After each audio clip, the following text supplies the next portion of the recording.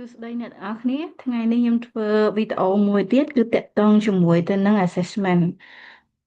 អញ្ចឹងតើអ្វីទៅគឺជា assessment assessment យើងអាចនិយាយជាសាមញ្ញដែលភាគច្រើនគេស្គាល់គឺជាការប្រឡងដូចជាប្រឡងប្រចាំខែ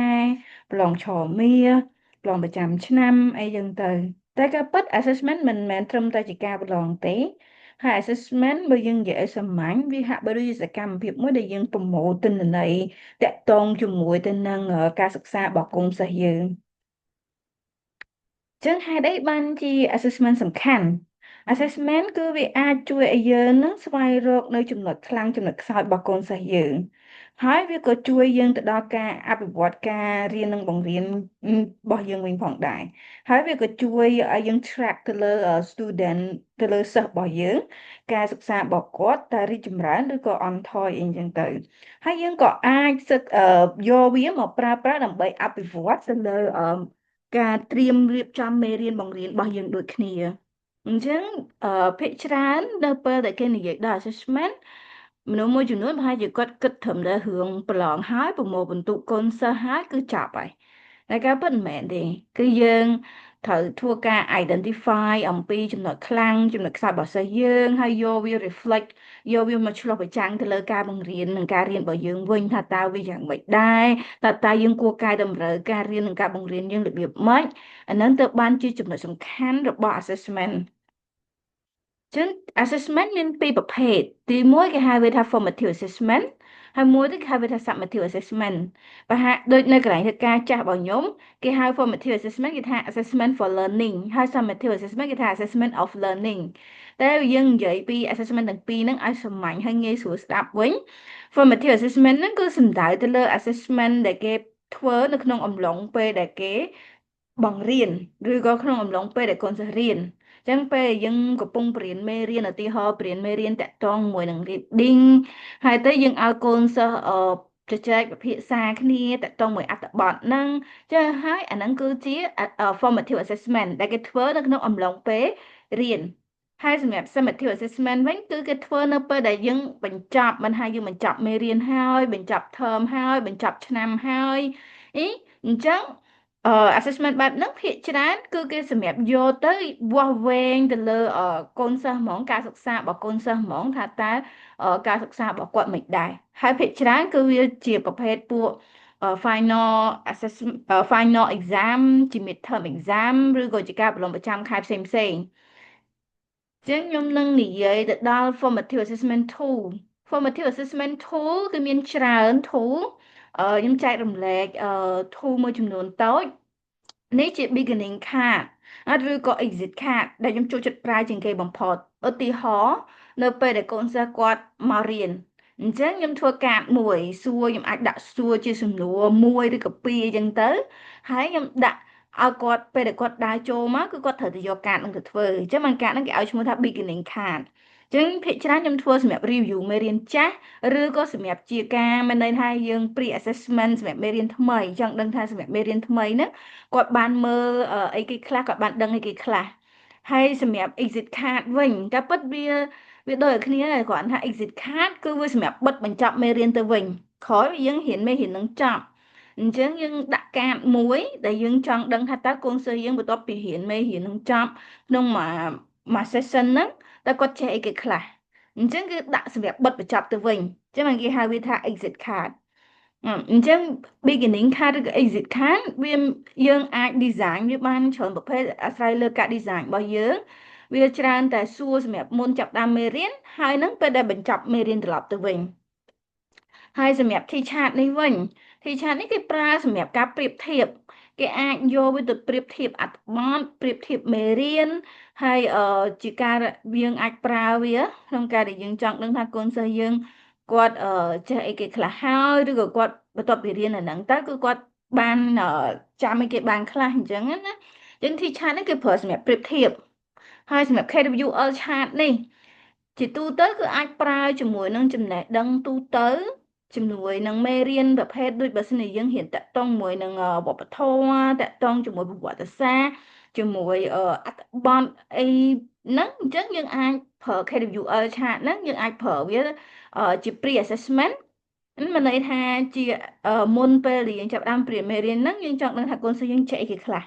អញ្ចឹងយើងអាចឲ្យកូនសិស្សយើងហ្នឹងគឺគាត់ទៅសេតាក់ទងមួយ column K មានន័យថា what I know អ្វីដែលខ្ញុំបានដឹងឧទាហរណ៍ថាគាត់រៀនថ្ងៃហ្នឹងតាក់ទងមួយប្រវត្តិខ្មែរក្រហមអញ្ចឹងគាត់ដឹងឲ្យគេខ្លះគាត់ list down ឡើយនេះគេអ្នកខ្លះគេហៅវាថា what គេហៅ want to know want to know ឬក៏ wonder ហ្នឹងឯងអ្វីដែលគាត់ចង់ដឹងអញ្ចឹងអានេះអ្វីដែលគាត់ដឹងហើយអ្វីដែលគាត់ចង់ដឹងអញ្ចឹងមកគាត់ list ដល់អ្វីដែលគាត់ចង់ដឹងអញ្ចឹងបន្ទាប់ពីធ្វើអាហ្នឹងហើយនៅពេលដែលរៀនចប់គាត់នឹងឆ្លើយ learn នេះវិញ what I learn អញ្ចឹងបានថាអានេះរៀនចប់ហើយបានគាត់ធ្វើអញ្ចឹងយើងអាចមើលឃើញនៅកន្លែងនេះនៅពេលដែលយើងប្រមូល KWR ឆានត្រឡប់មកវិញណាយើងអាចមើលថាតើកូនសិស្សយើងគាត់រៀនហើយហ្នឹងតើគាត់ចម្លើយរបស់គាត់ហ្នឹងបានឆ្លើយតបជាមួយនឹង Wonder នេះនៅព្រោះ Wonder នេះមិនថាអានេះអ្វីដែលគាត់ដឹងឯង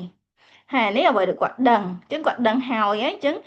យើងដឹងថាគាត់ដឹងឲ្យគេខ្លះអញ្ចឹងទៅអញ្ចឹងអ្វីដែលភាគច្រើនគាត់ដឹងហើយយើង cover អ្វីដែលគាត់ចង់ដឹងអញ្ចឹងយើងពេលដែលធ្វើ learn នេះមានន័យថាតើអ្វីដែលគាត់ចង់ដឹងហ្នឹងបានឆ្លើយតបអស់នៅអញ្ចឹងមិនយើងធ្វើអាហ្នឹង KWR ឆាតហ្នឹងហើយសម្រាប់ខ្ញុំចូលចិត្ត KWR ឆាតហ្នឹងគឺជាពិសេសសម្រាប់ធ្វើចំពោះពួកប្រភេទ reading សម្រាប់នៅក្នុងភាសាអង់គ្លេសហើយអានេះយើងអាចឲ្យគាត់ធ្វើជាក្រុមក៏បានយើងអាចឲ្យគាត់ធ្វើជា individual ក៏បានរៀងខ្លួនក៏បានបើជាទូទៅគឺជួនកាលខ្ញុំឲ្យកូនសិស្សធ្វើជាក្រុមជួនកាលខ្ញុំឲ្យកូនសិស្សធ្វើរៀងខ្លួនដោយសារធ្វើរៀងខ្លួនជួនកាលខ្ញុំចង់ដឹងថាតើកូនសិស្សហ្នឹងគឺគាត់ដឹងឲ្យគេហៅភាគច្រើនហើយដោយសារការសរសេរហ្នឹងវាអាចតិចគេប៉ុន្តែបើសិនជាធ្វើជាក្រុមមានន័យថាមេរៀនហ្នឹងវាអាចធំអញ្ចឹងការសរសេរអាចច្រើនអញ្ចឹងខ្ញុំអាចអានម្នាក់ម្ដងមួយបានទេអញ្ចឹងខ្ញុំឲ្យគាត់ធ្វើជាក្រុមទៅហើយសម្រាប់ summative assessment វិញគោលបំណងរបស់វាគឺភាគច្រើនគឺយើងចង់វាស់វែងចំណេះដឹងសមត្ថភាពរបស់កូនសិស្សយើងបន្ទាប់ពីយើងបង្រៀនគាត់ហើយអញ្ចឹងអឺហើយគុណសម្បត្តិរបស់វាហ្នឹងគឺដើម្បីឲ្យយើងមើលឃើញថាតើកូនសិស្សរបស់យើងហ្នឹងគាត់ meet learning objective នៅមានថាគាត់បានសម្រេចគោលដៅទៅតាមគោលដៅដែលការសិក្សាហ្នឹងដែលយើងចង់បាននៅហើយវាជួយយើងឆ្លើយតបមកវិញទៅលើការបង្រៀនរបស់យើងហ្នឹងតើវាមានប្រសិទ្ធភាពប៉ុណ្ណាហើយវាក៏ជួយឲ្យទៅដល់សាលារៀនហ្នឹងដើម្បីគាត់អភិវឌ្ឍការរៀននិងបង្រៀនដែរខ្ញុំសូមនិយាយកន្លែង summative assessment ហ្នឹងការពិតវាមានចំណុចល្អពីព្រោះហេតុអីយើងអាចវាស់វែងសមត្ថភាពកូនសិស្សរបស់យើងច្បាស់ជាង formative assessment ជាមិន summative assessment ក៏វាមានចំណុចពិសេសរបស់វាដែរចំណុចល្អរបស់វាដែរ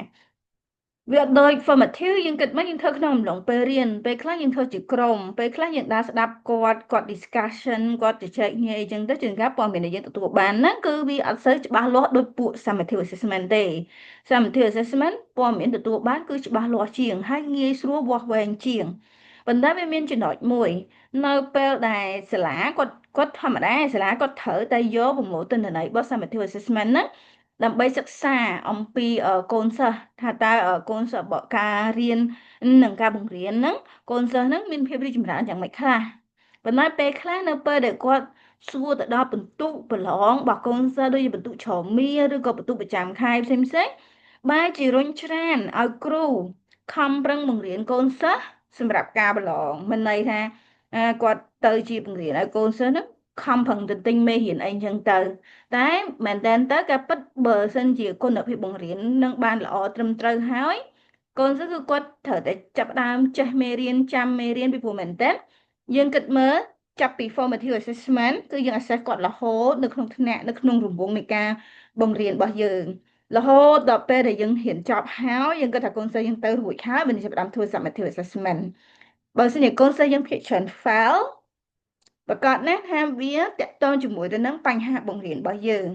មិនមែនតកតងជាមួយទៅនឹងកូនសិស្សគាត់នេះអញ្ចឹងគ្រូខ្លះគាត់ខ្លាចសាលាសួរថាកូនសិស្ស fail ច្រើនគាត់ខំប្រឹងឲ្យកូនសិស្សសូត្រមេរៀនវិញអញ្ចឹងខ្ញុំនិយាយទៅដល់កន្លែងមិញខ្ញុំនិយាយពី summative assessment ហ្នឹងខ្ញុំនឹងនិយាយអំពីការហេតុអីបានជាយើងត្រូវប្រមូលទិន្នន័យ data របស់ assessment ហ្នឹងយកមក analyze អញ្ចឹងពេលដែលយើង analyze ហ្នឹងគឺវាបង្ហាញយើង យើងត្រូវ reflect វិញហើយយើងត្រូវ interpret lạiនឹងវិញថាតើលទ្ធផលហ្នឹងវាមានន័យថាម៉េចហើយទៅតើកូនសិស្សការរៀនរបស់កូនសិស្សនេះមានបញ្ហានៅណាហើយទីយើងការមានន័យថាវិធីសាស្ត្របង្រៀនរបស់យើងហ្នឹងមិនដែរវាត្រឹមត្រូវអត់អញ្ចឹងណាជាពិសេសទៅលើ assessment ដូចជាពួក formative assessment អញ្ចឹងនៅពេលដែលយើងប្រមូលខ្ញុំឧទាហរណ៍មួយនៅពេលយើងប្រមូលប្រមូលកាលហ្នឹងខ្ញុំឧទាហរណ៍មួយកាលហ្នឹងខ្ញុំប្រមូល mind map កូនសិស្សតតងមួយមេរៀនអីខ្ញុំភ្លេចតែខ្ញុំប្រមូល mind map ហ្នឹងមកปุ๊បខ្ញុំមើលទៅស្រាប់តែខ្ញុំឃើញចម្លើយដែលគាត់ផ្ដល់ឲ្យខ្ញុំហ្នឹងគឺអត់ត្រឹមត្រូវទេអញ្ចឹងខ្ញុំ reflect មកវិញថាកូនសិស្សរបស់ខ្ញុំហ្នឹងគឺគាត់អត់យល់មេរៀនហ្នឹងទេអញ្ចឹងខ្ញុំត្រូវត្រឡប់ទៅបង្រៀនសារឡើងវិញទៅលើមេរៀនហ្នឹងខ្ញុំអត់អាចទៅមុខបានទេព្រោះកូនសិស្សខ្ញុំគឺគាត់អត់ចេះទេហើយអញ្ចឹងខ្ញុំត្រូវសួរវិញថាតើខ្ញុំប្រើ strategy ដដែលឬមួយក៏ខ្ញុំដូរចឹងមកការយក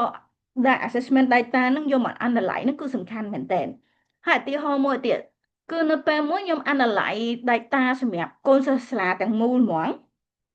សម្រាប់កូនសិស្សថ្នាក់ទី7ដល់ថ្នាក់ទី12អញ្ចឹងនៅពេលហ្នឹងគឺខ្ញុំមើលឃើញយើងអាចមើលឃើញ gap ឧទាហរណ៍ថាកូនសិស្សថ្នាក់ទី7ភាគច្រើនធ្លាក់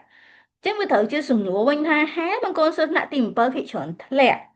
យើងអាចនិយាយថាមកគាត់ខ្សោយនោះមិនមែនជាចម្លើយទេយើងត្រូវមើលត្រឡប់ទៅលើថាតើcurriculum កម្មវិធីសិក្សាមិនដែរពិបាកពេកច្រើនពេកហើយកូនសិស្សមិនអាចរៀនទាន់ហើយយើងមើលទៅលើការបង្រៀនរបស់គ្រូព្រោះតើគ្រូប្រហែលដែលគាត់បង្រៀនក្នុងថ្នាក់ទី7ហ្នឹងហើយតើគ្រូថ្នាក់ណាដែលធ្លាក់ច្រើនជាងគេថ្នាក់ណាដែលជាប់ច្រើនជាងគេអញ្ចឹងយើងប្រហែលជាអាចរកចម្លើយឃើញបានច្រើនដូចគ្នាហើយយើងអាចមើលទៅលើ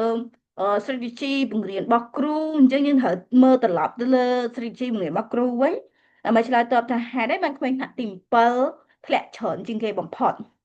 ចឹងយើងអាចនិយាយថាមកពីកូនសិស្សខ្សោយបានឯនោះមិនមែនជាចម្លើយព្រោះចម្លើយ root cause នៃបញ្ហាបើសិនជាកូនសិស្សទូទាំងសាលាដាក់ទី7ធ្លាក់ច្រើនជាងគេ